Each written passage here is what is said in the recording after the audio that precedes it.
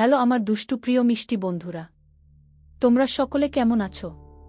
বন্ধুরা, আজ তোমাদের মাঝে নতুন একটি লাগালাগির গল্প নিয়ে চলে আসলাম। বন্ধুরা, গল্পটি শেষ পর্যন্ত দেখলে আপনার দাঁড়িয়ে যাবে, আপনারা হাতের কাজ করতে বাধ্য হবেন। চলুন বন্ধুরা, গল্পটি শুরু করি। আমাকে আমার রুম দেখিয়ে মুনতাহা আপু চলে গেল। অনেকক্ষণ ধরে রুমের ভেতর চুপচাপ বসে আছি। ঘড়ির কাঁটা 11টা। বারবার ঘড়ির দিকে তাকাচ্ছি। কি করব? দ্বিধাদ্বন্দ্বে এমনভাবে জড়িয়ে গেছি, নিজে কোনো সিদ্ধান্ত নিতে পারছি না। রুদ্র ঠিক 11টায় ছাদে যেতে বলেছে। আমার কি যাওয়া উচিত? মন বলছে না যেতে, কিন্তু মস্তিষ্ক বলছে একবার যাওয়া উচিত। শেষ কথা? কি এমন শেষ কথা? তবে সে কি আমার পিছু নেওয়া ছেড়ে দিবে? নাকি এখানে ও তার অন্য কোন চাল আছে? কি যে করি! মন চাচ্ছে নিজের মাথার চুলগুলো নিজে টেনে ছিঁড়ে ফেলি। মাথায় তার করা কর্মকাণ্ড শুরু থেকে এখন পর্যন্ত ভন ভন করছে। এমন কি দরকার ছিল আমার লাইফে তার বেলা করে আগমন করতে? শালা শিম্পাঞ্জি কোথাকার! এমনিতে ও আমি সময় পেলাম না সমুদ্র ভাইয়ার সাথে কথা বলার জন্য। এই সাইকো লোকটিকে আমি চিনি, তার পরিচয় আমি জানি, এটা তো এখনও জানানোর বাকি আছে। উফ, কি অসহ্য দোটানায় পড়লাম রে বাপু।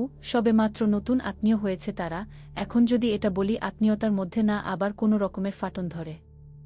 ধেত, জীবনটাই বেদনার। তাছাড়া সবচেয়ে বড় কথা, আমরা মেয়ে পক্ষ, আমাদের পান থেকে চুন খসলেই দুনিয়াতে সবচেয়ে বড় দোষ ধরা হয়। কি করব, এখানে মুনতাহা আপুর ভবিষ্যৎ ও জড়িয়ে আছে। আজ এখানে এই বাড়িতে আসাই উচিত হয় নাই। এতই চিন্তা ভাবনায় বিভোর হয়ে আছিলাম যে সময়ের কাঁটা চলতে চলতে কখন যে ঘড়িতে 11:30 বেজে গেছে খেয়ালই নেই। 11টার থেকে 11:30। অবশেষে সিদ্ধান্ত নিলাম একবার যাওয়া দরকার। ভয় পেয়ে লাভ নেই, সত্যির মোকাবেলা করতেই হবে। আমার জীবনে সমুদ্র ভাইয়া ছাড়া দ্বিতীয় কোনো পুরুষের অস্তিত্ব নেই, তাকে বুঝতে হবে। হাঁটি হাঁটি পাপা করে ছাদে এগিয়ে গেলাম। ছাদে উঠতেই চোখ আটকিয়ে গেল একটি পুরুষের দিকে। সে সত্যিই সুন্দর। এমন লগ্নে যে কোনো রমণী তার মায়ে পড়তে বাধ্য। তবে এই লগ্ন আমার জন্য নয়। আমার মন বাগানে প্রথম থেকেই সমুদ্র ভাইয়ার বসবাস। আমার চোখে সমুদ্র ভাইয়া ছাড়া অন্য কেউ নিতান্তই সাধারণ লাগে। তাই আমি তার জন্য নয়, সে আমার জন্য নয়। পুরুষটি গভীর দৃষ্টিতে আকাশের দিকে তাকিয়ে আছে, আর জ্যোৎস্নার আলো তার মুখমণ্ডল আলোকিত করে রেখেছে। এতে এই ভাবুক পুরুষটির ভাবুকতা আরও দ্বিগুণ ফুটিয়ে তুলেছে।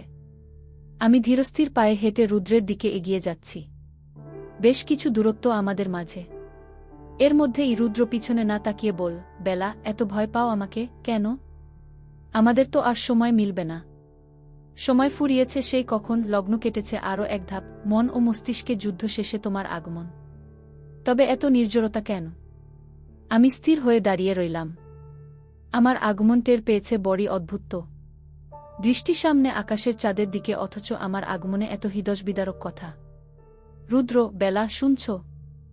আমাকে নিয়ে এত ভেবো না। তুমি সত্যি ই সমুদ্রের চাঁদের আলো। আমি মনে হয় বামন হয়ে চাঁদেই হাত বাড়িয়েছি, তাই না? একটু কাঁপা গভীর কণ্ঠে। আপনি এগুলো বলার জন্য আমাকে ডেকেছেন?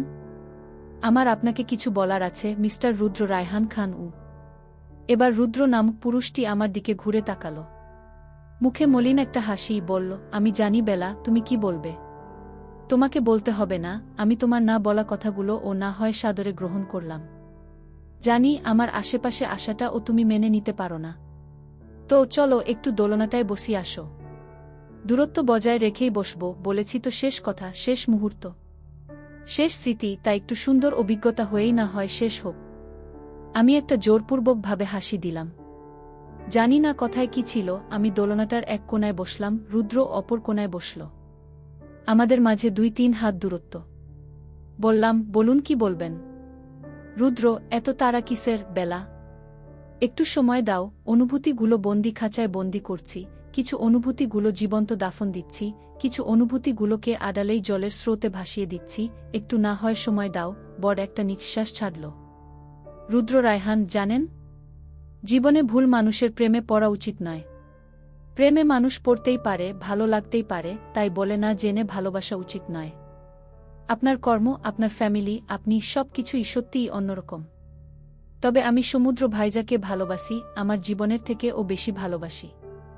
বুঝ জ্ঞান হওয়ার পর থেকেই যে পুরুষটাকে রোজ কল্পনায় আঁকতে পছন্দ করতাম, পাব না জেনে ও পাওয়ার আর্জি রবের নিকট করতাম, এত বাধা বিপত্তির পর যখন তাকে পেয়ে গেলাম, কি করে তাকে না চাই বলেন? কি করে তাকে ছাড়া বেঁচে থাকি বলেন? আমার অস্তিত্ব যার থেকে শুরু, আমি তাতেই বিলীন হতে চাই। সেকেন্ড দশেক থেমে তার আমার বয়সের পার্থক্য 14 বছরের, বিয়ে হয়েছে আজ থেকে 4.5 বছর আগে, সমাজ কুলের অনুকূলে, অথচ সে চাইলেই পারত এই বিয়েটাকে না মেনে নিতে, এতদিনে অন্য একটা মেয়েকে বিয়ে করে বাচ্চা সংসার করতে। এত কিছু স্যাক্রিফাইস করছে যেই পুরুষটা, যার যৌবনের একাংশ লণ্ডভণ্ড করেছে আমি চড়ুইয়ের জন্য, তাকে কি করে ভুলি বলেন?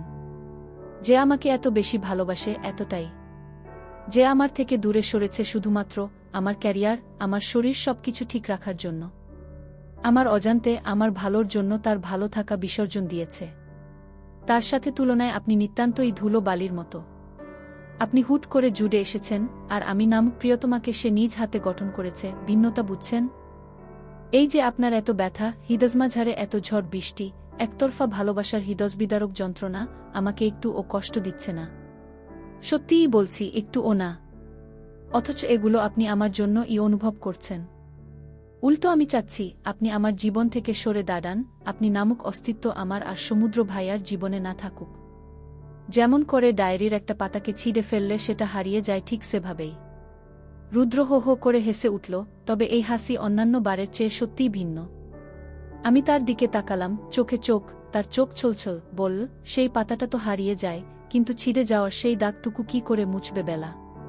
তুমি না চাইলে তোমার জীবনের স্মৃতির খুব ছোট্ট একটা অংশ হয়ে আমি আছি। এই সত্য কি সত্যিই মুছে ফেলা যায়?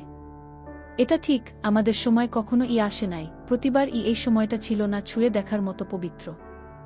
আমাদের একটা গল্প হতে পারত, কিন্তু সৃষ্টির লীলা খেলা বড়ই অদ্ভুত, গল্প হয়েও হল না। তবে ভয় পেজো না বেলা, আমি সময় করে আর আসব না। আমি আর বসে থাকলাম না। রুদ্র রায়হানকে যতটা খারাপ ভেবেছিলাম সে ততটা ও নয়। ভালোই হয়েছে সে বুদ্ধিমানের কাজ করেছে। ভালোবাসায় দুজনের মর্জি থাকা আবশ্যক, জোর করে আর যাই হোক ভালোবাসা হয় না। এতক্ষণ মনের তিক্ত কথা রুদ্রকে বলতে চেয়েছি, বলে ফেলছি। এখন আর কোনো কথা আছে বলে মনে হয় না। দাঁড়িয়ে গেলাম, বললাম, প্রতিটা মানুষের জীবনে কেউ না কেউ আসে।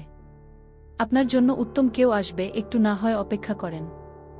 আমরা সবসময় ভুল সময়ে ভুল মানুষের প্রেমে পড়ি, কিন্তু মন এবং মস্তিষ্ক উভয়েই ভালোবাসে সঠিক মানুষকে। আমার জন্য যেমন সমুদ্র ভাইজা সঠিক, আর আমি তার জন্য, আপনার জন্য কেউ আসবে। আর হ্যাঁ, আমি এই কথা এবং আপনার কথা সমুদ্র ভাইজাকে জানাবো না। আমি আশা করছি মুনতাহা আপুর জীবনে এই চরিত্রের জন্য কোনো প্রভাব পড়বে না। আর হ্যাঁ, কিছু জিনিস আড়ালে থাকা সুন্দর। আমি পা বাড়ালাম। 2-1 কদম হাঁটতেই রুদ্র বল, বেলা শুনছ? আমি থমকে দাঁড়ালাম। এই গল্পটা আমাদের নয়, এই সময়টুকু আমাদের নয়, তবে এই লগ্নটুকু আমাদের। ধন্যবাদ তোমাকে, আমার অতৃপ্তির এক তৃপ্তি মেটানোর জন্য, আমার সাথে বিরহের এক জ্যোৎস্নার রাতের কিছুটা লগ্ন কাটানোর জন্য। ভালো থেকো। অবশ্য সমুদ্র তোমাকে ভালোই রাখবে আমি জানি, তবুও। তবে আমাদের আর দেখা হওয়ার সম্ভাবনা নেই, তাই তুমি আমাকে নিয়ে চিন্তা করো না। আমি মুনতাহার জীবনে এসবের জন্য কোনো প্রভাব ফেলব না। এতটাও খারাপ নই আমি। তবে বেলা, যদিও ভবিষ্যতে কোনো এক লগ্নে দেখা হয়, আবারও এক মিষ্টি সাক্ষাৎকারের অপেক্ষায় থাকব। ভালো থেকো। এই গল্পটা সত্যিই আপনার আর আমার নয়, রুদ্র রায়হান খান। গল্পটা আমাদের, আমার আর সমুদ্রের, সমুদ্রের রংমহলের, সমুদ্রের চড়ুইয়ের। সময়টা এবং প্রকৃতি এবার আমাদের পক্ষে। তবে আমি আল্লাহর নিকট দোয়া করব, আপনার গল্প আর সময়টা যেন খুব তাড়াতাড়ি আসে। ভালো থাকবেন। আমি বলেই ছাদ থেকে চলে এলাম। রুদ্র রায়হান খানের গল্প লেখার সময় এসেছে এক শুদ্ধতার চাদরে। হয়তো নিকটবর্তী পাঠকগণ আপনাদের পাশে চাইছি, রুদ্রের গল্পেতে যারা কপি করো, এই লেখাটুকু কাটবে না প্লিজ। রুদ্র আবারও খোলা আকাশের দিকে তাকালো। সাথে সাথে চোখজোড়া থেকে জল গড়িয়ে পড়ল। মনে মনে বলল, গল্পের অংশ ছিলাম, হয়তো সারা জীবনই থাকব। ভালো থেকো বেলা। এই নামটায় আর ডাকা হবে না, তোমাকে রোজ করে দেখা হবে না, তবুও তুমি আমার মনের শুদ্ধতম ভালোবাসার একাংশ থাকবে। ভালো থেকো। এই গল্পের সমুদ্রের চড়ুই গুনগুনিয়ে গান ধরল। আমাদের গল্পগুলো অল্প সময়ে পথ হারাল। তারপর পথ হারালো তোমায় আমায় নিয়ে। আগে যদি বুঝতো তারা মনের নদীতল পাবে না। বেহাজা মুখ লুকাতো অন্য কোথাও গিয়ে। আমাদের গল্পগুলো বিছানায় এসে গা এলিয়ে দিয়েছি। মনে এক অদ্ভুত শান্তি লাগছে। তবে যতই শক্ত কথা বলি না কেন, সত্যিই আমার রুদ্রের জন্য খারাপ লাগছে। পৃথিবীতে এত মেয়ে থাকতে আমি ভাঙা শামুকে পা কাটতে হয়েছে তার। উফ, এই মানুষের মনগুলো ও বড় অদ্ভুত, না পাওয়ার জিনিসের প্রতি ঝোঁক থাকে বেশি। বেশ কিছুক্ষণ বিছানায় শুয়ে আছি, ঘুম আসছে না। হঠাৎ করেই মোবাইলটা বেজে উঠল। আমি আডমোডা দিয়ে মোবাইলটা হাতে নিলাম। হাতে নিতেই চমকে উঠলাম। রাত প্রায় 12:30টার বেশি। সমুদ্র ভাইজা আমাকে কল দিয়েছে, তাও ভিডিও। দেখতে দেখতেই একবার কল বেজে কেটেও গেল। আমি রুমের লাইটটা অন করতেই আবার ও কল এলো। আমি দ্রুত কল রিসিভ করলাম। এবার আর সেবারের মতো বিসমিল্লাহ বললাম না, উল্টো মোবাইল ফোন রিংটোন বাজার সাথে সাথে ধরতে পেরেছি বলে আলহামদুলিল্লাহ বলে উঠলাম। সমুদ্র ভাইজা আমার দিকে চোখ নিভু নিভু করে তাকিয়ে আছে। আমি জোরপূর্বক হাসি ফুটিয়ে 32 পাটি দাঁত বের করে দিলাম। বললাম, হয়েছে কি? এভাবে তাকিয়ে আছেন যে? সমুদ্র, ইডিয়াট! তোকে ভিডিও কল দিয়ে কখনো সালাম পাইলাম না। সেবার বলেছিলি বিসমিল্লাহ, এবার কি বললি আলহামদুলিল্লাহ? কেন? তোর আমার তৃতীয়বার বিয়ে হয়েছে? নাকি তুই আমার টুইন বাচ্চার মা হয়েছিস? লোকটি বলে কি? হায় আল্লাহ! মুখে লাগাম নেই, ঘোড়ার ও লাগাম টানা সম্ভব, কিন্তু এই শয়তান মার্কা ঠোঁট কাটা বেহাজা ব্যাটার সম্ভব নয়। ঠোঁট উল্টে বললাম, আপনি আমাকে মাঝরাতে আমাকে এসব গন্ধ মার্কা কথা বলার জন্য কল দিয়েছেন? লজ্জা করে না আপনার? একটুও না? এত ছোট্ট একটা মেয়েকে গন্ধ গন্ধ পচা পচা কথা শোনাতে? সমুদ্র ভাইজা হো হো করে হেসে উঠল। বল, বিয়ে করেও বউ নাই পাশে, ঘুম আসবে কি করে? চড়ুই, তুই আজ ওই বাড়িতে আমাকে না জানিয়ে কেন গেছিস? আমি কিন্তু রাগ করেছি। আমি আপনাকে বলার জন্য আপনার পাশে ঘুর ঘুর করছিলাম। আপনি আমার কোনো কথাই শুনলেন না। উল্টো ল্যাপটপ আর ফাইল নিয়ে চলে গেলেন। আপনি রাগ করবেন কেন? আমি করব? আমি একদিন আপনার সাথে কথা বলার জন্য কতখানি ছটফটানি করেছি জানেন? কান্না মাখা কণ্ঠে বললাম, গলা কাটা মুরগির মতো ছটফট করেছি। আপনার তো আমার প্রতি খেয়ালই নেই। এত পাষাণ হৃদয়ের আপনি হু? সমুদ্র, চড়ুই! আচ্ছা সরি, কিন্তু খবরদার আমাকে ইমোশনাল ব্ল্যাকমেইল করবি না। না হয় এখন ওই বাড়িতে গিয়ে তুলে নিয়ে আসব। তাছাড়া আমি পাষাণ হৃদয়ের ব্যক্তি, কালকের পর দেখব কে কেমন, কে কতখানি ভালোবাসে। আমার ভ্রু কুঁচকে গেল। উনি কি বলতে চাইলেন? কালকের পর মানে? কিছু জিজ্ঞাসা করব তার আগেই সমুদ্র ভাইজা বল, চড়ুই, অনেক রাত হয়েছে। ওই বাড়িতে কোনো সমস্যা হয়েছে? এমন কিছু ঘটেছে যা আমার জানা একান্তই প্রয়োজন। আমি একটু থমকে গেলাম। সমুদ্র ভাইয়া কি কোনো কিছু আঁচ করতে পেরেছে, নাকি সে সব কিছু জানেন? যদি জানতেন আমাকে আগেই বলতেন। শাহিন ভাইজা আর নাজিম ভাইয়াও বলতো। নিশ্চয়ই জানেন না, যাই হোক তাকে আর জানিয়ে পেরেশানিতে দেখতে চাই না। এমনিতেই সে কতটা ব্যস্ত থাকে রাজনীতি নিয়ে। সবে এত বড় একটা বিপদ থেকে উঠেছেন, আবার আরেক ঝামেলা বাঁধানোর প্রয়োজন নেই। তিনি এমনিতেই আমার ক্ষুদ্র থেকে ক্ষুদ্রতর জিনিসে সমস্যায় সিরিয়াস হয়ে উঠেন। তাছাড়া আমি রুদ্রের সাথে খোলামেলা আলোচনা করেছি। আশা রাখছি সে আর আমাদের জীবনে দখল দিবে না। তাছাড়া নতুন আত্মীয়তে জেনে বুঝে সমস্যা আনতে চাই না, তাই ঘটনাটা আড়াল করে বললাম, না, কোনো সমস্যা নেই। এই বাড়ির লোকজন খুবই ভালো। আমরা অনেকটাই লাকি সমুদ্র ভাইজা। মুনতাহা আপুর ভাগ্যে এমন শ্বশুর বাড়ি পেয়েছে। আর হ্যাঁ, আমরা কাল সকাল সকাল আমাদের বাড়িতে চলে আসব। সমুদ্র ভাইজা একটা স্নিগ্ধ মুচকি হাসি দিল। ইস, কি সাংঘাতিক হাসিতে আমি ক্রাশ খেয়েছি। আমি মনে হয় প্রথম নারী যে তার স্বামীর হাসিতে ক্রাশ খেয়েছে। সমুদ্র, কাল তো আসবি, তাই না? অনেক রাত হয়েছে চড়ুই, ঘুমিয়ে পড়। উম্মাহ! ফোনের স্ক্রিনে ইটপাট চুমু খেয়ে নিল। গুড নাইট বুছারা আরও এক রাত কোলবালিশের সাথে, তবে হয়তো শেষ রাত বলেই কল কেটে দিল। সমুদ্র ভাইয়ার কান দেখে আমার খুব করে হাসি পেল। মন খারাপ ছিল, মনটা ভালো হয়ে গেল। লোকটি আমার মন খারাপের ঔষধ। উম্মা!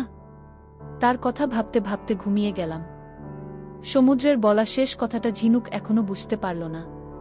কাল যে ধামাকাধার এক নতুন সূচনার প্রথমাংশ শুরু হতে যাচ্ছে। নতুন অধ্যায়, নতুন মোড়।